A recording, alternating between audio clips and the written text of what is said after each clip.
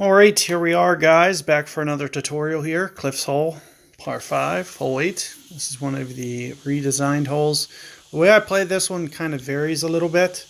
You'll see sometimes that I try to, hit this one into that other fairway. For a wind like this, you're just going to see me lay up.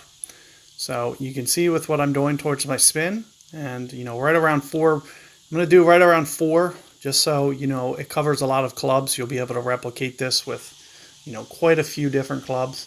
I'm going to also use my max distance number plus 10%.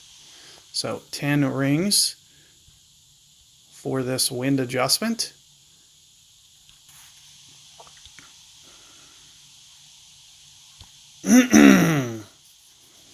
Just a little bit. You can see that I offset the ball guide just a hair towards the left-hand side. I expect it to kind of shoot down more towards the middle when I do that. So here you can see that I put it in a very nice, easy spot in the fairway here. I also, for most case scenarios, for my revision here, for my second shot, I'm going to also use very close to maybe that 10% number as well. It's going to really help you guys get a little bit more dialed in with a better ring adjustment with about 10%. You end up shooting, it's shooting a little bit over the water temporarily, and has just a little bit of extra carry than it wouldn't normally use. So maybe 5 to 10% should be a pretty good adjustment. And getting it down there relatively close to where I did with the little extra distance I did is going to cover you a little bit more cases. In this situation, I might even bump it up to 15. Here you can see that we got a straight. So I usually play it with a normal wind.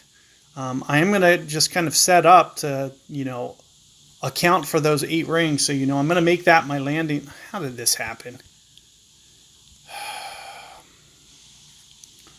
The new update is not really treating me too well yet. So here you can see with what I'm doing, you can see that my ball guide is offset just a little bit.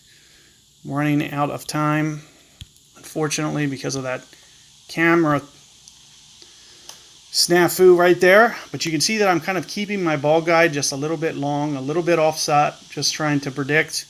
I had to really wing that one, so I lost some precision there, unfortunately. But you can see the overall gist of what I'm trying to do.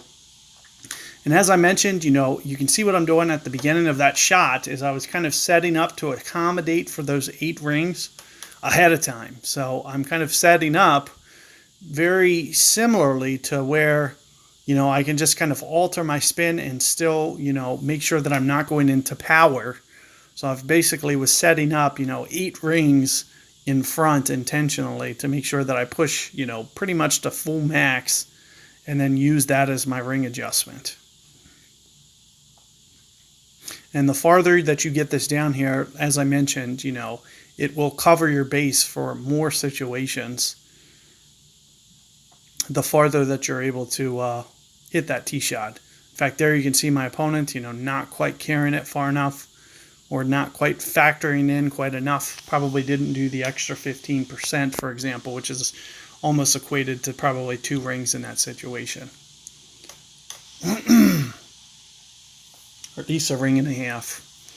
So just something to be thinking about. As I mentioned, as kind of a base, I'd use somewhere between maybe 5 to 10% for most winds. But in the situation where we get a straight headwind like that, I'm going to always up my elevation number because, there's going to be more wind effect.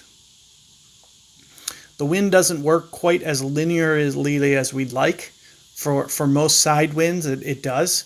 But as you get straight into the wind and, it just kind of compounds the way that it is affected by wind. So you'll see that in all headwind situations, you're always kind of up the elevation.